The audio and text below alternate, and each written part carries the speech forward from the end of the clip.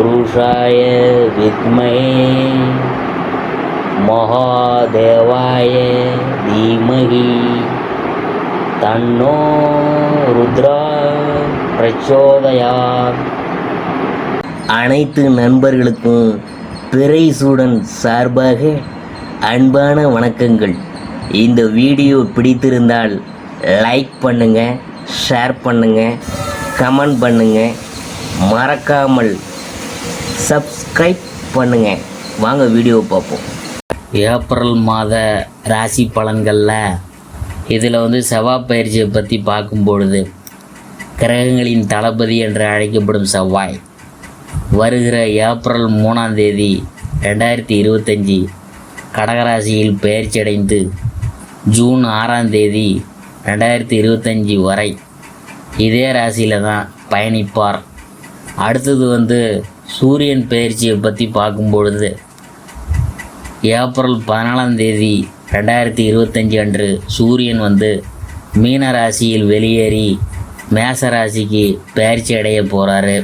சூரியன் மற்றும் செவ்வாய் கிரகங்களின் ராசிகள் ஒரே நேரத்தில் மாறுறதுனால சில ராசிக்காரங்களுக்கு சிறப்பு பலன்கள்லாம் கிடைக்க போகுதுங்க. ஏப்ரல் 7ஆம் தேதி அன்று புதன் மீன ராசியில் வக்கர நிவர்த்தி அடைகிறார். ஏப்ரல் 13ஆம் தேதி அன்று சுக்கிரன் மீன ராசியில் வக்கர நிவர்த்தி அடைகிறார். அதாவது கிரக சேர்க்கையை பற்றி பார்க்கும்பொழுது, ஏப்ரல் மாத தொடக்கத்தில் மீன ராசியில் சூரியன், சனி, சுக்கிரன், புதன், ராகு ஆகிய கிரகங்களின் சேர்க்கைகள்லாம் நடக்க போகுது. ஏப்ரல் மாதத்தில் சிம்ம ராசியை பற்றி நாம் பார்க்க போகிறோம். இந்த மாதம் தடைபட்டிருந்த பணவரத்து சேரும். உடல் ஆரோக்கியம் சீராகும். அதிக கோபத்தால் வீண் பகை உண்டாகலாம். அடுத்தவர் விவகாரங்களில் தலையிடாமல் ஒதுங்கி செல்வது நல்லது.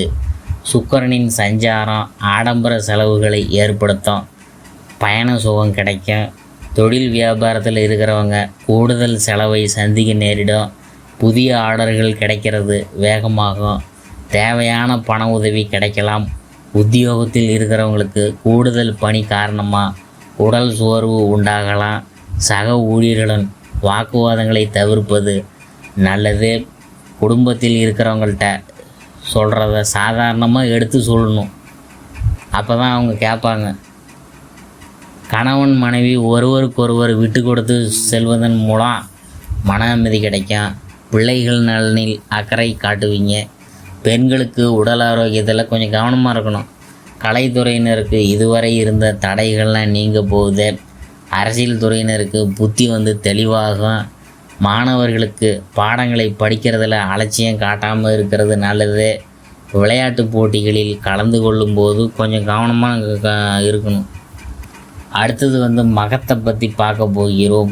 இந்த மாதம் புத்துணர்வுடன் காணப்படுவீங்க. பணவரவு கூடுதலாகும். சேமிப்பு உயரும். குடும்பத்தினரின் தேவைகளை நிறைவேற்றி கொடுப்பீங்க.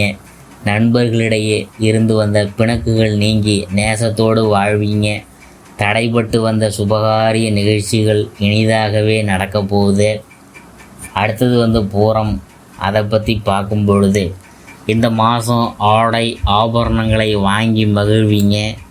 பெற்றோர்கள் வகையில் மருத்துவ செலவுகள் குறையும். வீடு வாங்க வாய்ப்பு நிறைவேறும்.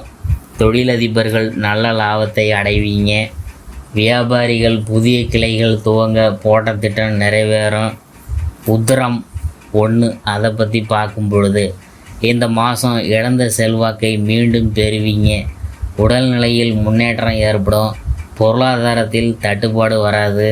கடன் பாக்கிகள் அடையும். பூர்வீக சொத்துகளில் உள்ள வில்லங்கம் நீங்கும்.